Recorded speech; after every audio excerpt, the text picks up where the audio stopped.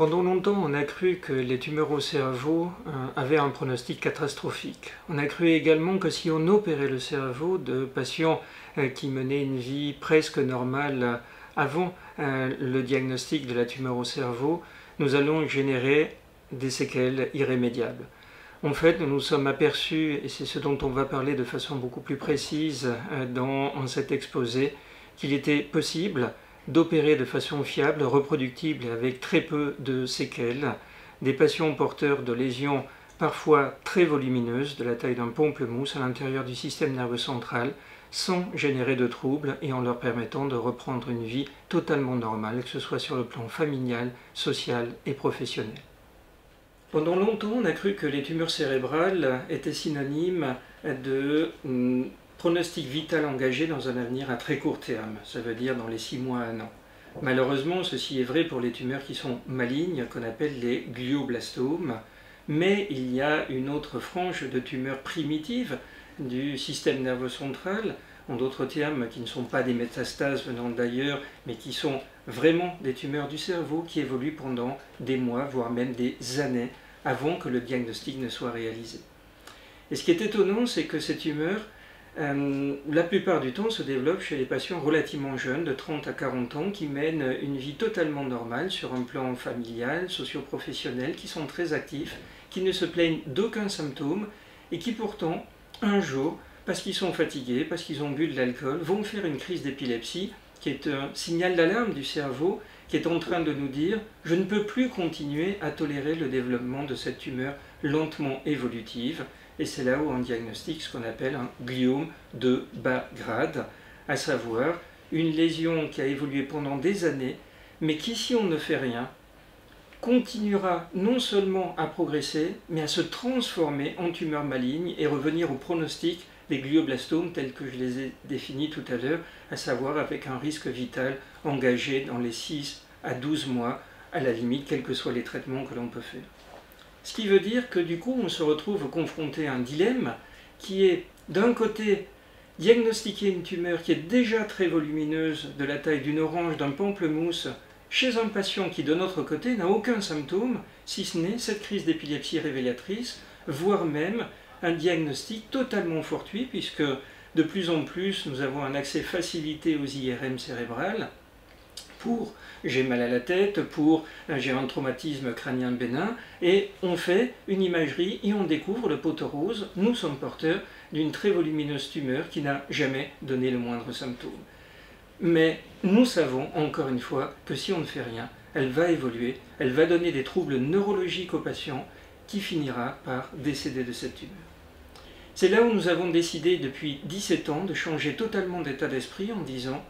est-ce que nous pouvons opérer le cerveau préventivement chez un patient asymptomatique, ou du moins avec une seule crise, et qui mène désormais à nouveau une vie normale sous traitement antiépileptique, avec la certitude quasiment absolue que nous n'allons pas générer de séquelles, tout en enlevant la majeure partie de la tumeur, de façon peut-être pas encore à guérir le patient, mais à éviter que cette dernière ne devienne maligne, et donc permettre aux patients de vivre normalement pendant 5, 10, 15 et peut-être 20 ans. Encore une fois, je n'ai que 17 ans de recul à l'heure actuelle. La réponse est c'est possible. Nous avons pour cela décidé de mieux comprendre comment fonctionnait le cerveau à l'échelon individuel. En d'autres termes, nous réveillons les patients pendant les interventions chirurgicales. Ceci nous permet de fait, parce que le cerveau ne peut pas ressentir sa douleur, de faire une véritable carte de la fonction, à la fois au niveau de la surface, ce qu'on appelle le cortex du cerveau, la substance grise, mais aussi en profondeur, les axones, les corps des neurones, en d'autres termes les câbles, la substance blanche, qui nous permet ainsi d'avoir une vision globale du fonctionnement du système nerveux central de ce patient à ce moment précis, alors qu'il est en train de réaliser des tâches en continu pendant qu'on enlève une partie de son cerveau infiltrée par une maladie tumorale chronique. Ceci, encore une fois, est possible à partir du moment où, évidemment, les patients sont endormis pour l'ouverture et la fermeture, la peau, le crâne, mais dès qu'on arrive en surface du cerveau après avoir ouvert ce qu'on appelle la méninge, le cerveau n'est pas capable de ressentir ni de douleur, ni même qu'on le touche, parce qu'il n'y a pas de récepteur en surface. Ce qui veut dire que grâce à la magie de l'anesthésie actuelle, on peut arrêter des drogues et faire que, un quart d'heure plus tard, nous soyons totalement réveillés, comme je le suis à l'instant T. Ce qui veut dire qu'à ce moment-là, le patient qui est couché sur la table opératoire sur le côté va être supervisé dans ses tests par un neuropsychologue, un orthophoniste, un neurologue, et de façon continue, pendant approximativement 2 heures, faire des tests qui nous permettent de vérifier s'il est capable, bien entendu, de bouger, de parler, mais également de comprendre, mais également de faire des tests d'association. On peut aller jusqu'au jugement, on peut aller jusqu'à tester l'émotion, et on peut aller jusqu'à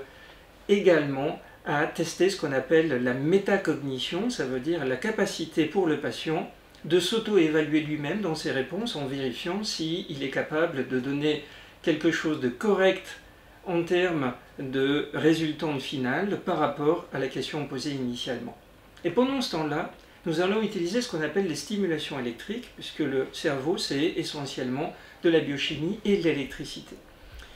Ce sera une véritable lésion virtuelle transitoire. Qu'est-ce qui se passerait si on enlevait cette zone du cerveau, tant en surface qu'en profondeur? On appose la sonde électrique pendant quelques secondes, et si le patient est à ce moment-là interrompu, comme je peux le mimer à l'instant T, parce qu'on a stimulé une porte d'entrée du réseau qui participe à la fonction, en l'occurrence, de production de la parole, alors nous savons qu'il faut à tout prix préserver cette région du cerveau. Sinon, on générera des séquelles permanentes, ce qui n'est évidemment pas acceptable chez un patient qui mène une vie normale avant même qu'il ne soit opéré. Et on fait ceci à la fois en surface et en profondeur, ce qui veut dire qu'à la fin, on obtient une véritable cavité, parfois gigantesque, à savoir, on peut être amené à enlever 1 ou même 2 lobes du cerveau chez un patient qui va continuer pendant 2 heures à faire des tests comme si de rien n'était, hormis une certaine fatigabilité bien compréhensible. Et à la fin, nous savons que toutes les zones que l'on touche dans la cavité seront à l'origine d'une perturbation neurologique. En d'autres termes, on n'a pas le droit d'aller plus loin. Mais on est allé aussi au maximum pour pouvoir donner une vie supplémentaire aux patients qui se chiffre maintenant en années et pas juste en quelques mois, tout en préservant sa qualité de vie. Par ailleurs, ceci nous permet également, bien entendu, de mieux comprendre le fonctionnement du système nerveux central et de comprendre en particulier que le cerveau est capable de se réorganiser, ce dont nous parlerons dans un autre exposé. Ce sont les phénomènes que l'on appelle de plasticité cérébrale et qui rendent possible l'ablation d'un ou deux lobes en région dite a priori fonctionnelle du cerveau sans qu'il n'y ait la moindre conséquence. En d'autres termes, nous avons, grâce à cette méthodologie, dans les gliomes diffus de Bagrane, doublé les médianes de survie qui sont de l'ordre à l'heure actuelle de 15 ans. Et ça ne veut pas dire que tous les patients vont décéder au-delà de 15 ans, ça veut dire que nous n'avons pas encore le recul suffisant et que j'espère continuer évidemment à surveiller ces patients au-delà de 20 ans. Mais qu'entre-temps, ils mènent une vie normale. Il y a des chirurgiens qui opèrent les patients à l'heure actuelle avec un lobe en moins. Il y a des avocats, il y a des chauffeurs de taxi, il y a des musiciens. Il y a toutes sortes de métiers qui sont représentés avec des patients qui sont venus de 40 pays différents, donc avec des langues différentes, ce qui veut dire que parfois on a besoin également d'une traduction en simultané au bloc opératoire, comme ça a été le cas aujourd'hui même en polonais, et ce qui nous permet ainsi de nous adapter non seulement à chaque patient parce que nous avons tous un cerveau différent, mais aussi à chaque culture, voire même à chaque religion. En d'autres termes, à l'heure actuelle, le principe est d'évoluer vers une neurochirurgie préventive qui respecte la fonction tout en augmentant les espérances de vie. Et ce qui veut dire qu'on n'en est plus à attendre que le patient vienne avec des problèmes neurologiques majeurs pour l'opérer en disant que la chirurgie du cerveau c'est trop dangereux, parce que si on attend ce moment-là, il est trop tard. Nous en arrivons à une vision préventive, prophylactique, qui va nous ouvrir les portes vers une chirurgie cérébrale fonctionnelle, préservant la qualité de vie, tout en majorant très significativement les médianes de survie, comme je l'ai dit, mais peut-être aussi en nous permettant de guérir les patients porteurs de tumeurs cérébrales, du moins certains d'entre eux. La chirurgie chez les patients éveillés porteurs de tumeurs cérébrales nous a permis d'évoluer vers une neurochirurgie préventive et même vers une proposition de dépistage systématique dans la population générale jeune de tumeurs cérébrales passées inaperçues avant même que le moindre symptôme neurologique n'apparaisse. Ce qu'il faut donc dire, c'est qu'il faut être d'une reproductibilité massive pour pouvoir se permettre de proposer sur maintenant plus de 500 patients d'avoir eu une chirurgie qui n'a débouché sur des séquelles que dans moins de 0,5% des patients.